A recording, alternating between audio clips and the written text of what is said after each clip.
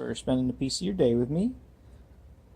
Has it ever bothered you when you read a verse like what we see in Exodus 7, where God is talking to Moses and he says, "But I will harden Pharaoh's heart, and though I multiply my miraculous signs and wonders in Egypt, he will not listen to you."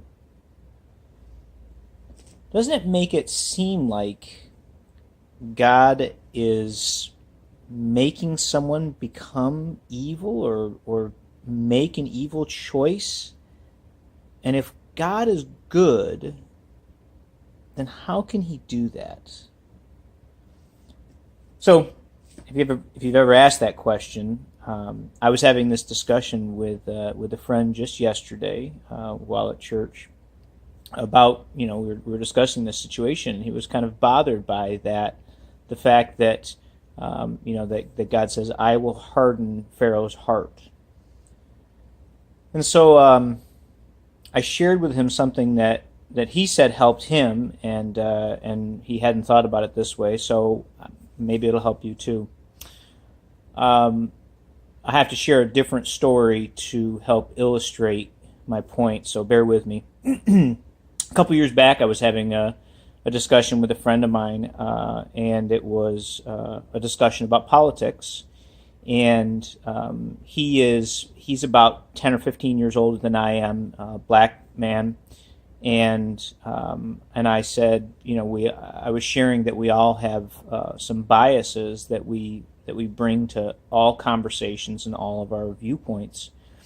And I said, because again we were talking about politics, one of my biases is that I believe that a smaller federal government and more of a state government makes a government more accountable to me and gives me more of more feedback, more ability to influence how the government is functioning in my life.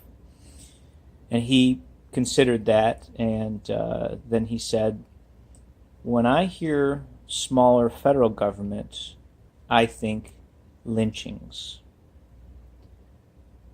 And that response completely caught me off guard. I had never, that thought never would have entered my mind. And this is not to discuss the rationality or irrationality of either of our positions and which one is, more realistic or any of that.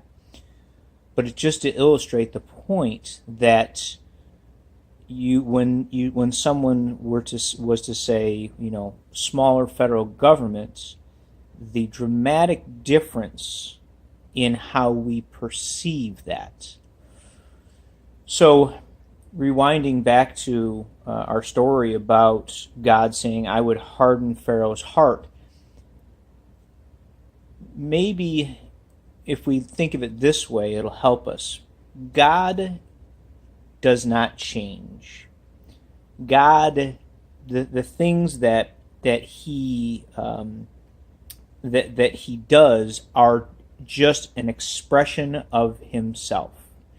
And so when God says this is what's going to happen, and God says you need to change, or this needs to change, our response can be different depending on where we're coming from. So in the mind of someone like Pharaoh, who in his mind, his response is, "You don't tell me what to do. I am a God. I am never wrong. You know nothing." And so when God expresses himself, if you're a follower of God, you say, "Okay, I will submit. I will obey. I know that you love me." When someone like Pharaoh hears the same things from God or one of God's representatives, his response is completely different. His response is, "I am God. What are you going to tell me that I don't already know?"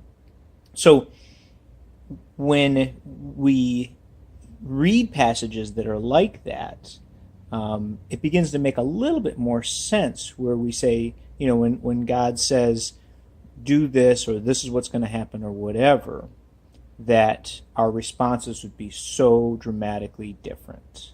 So, anyways, I hope that helps you.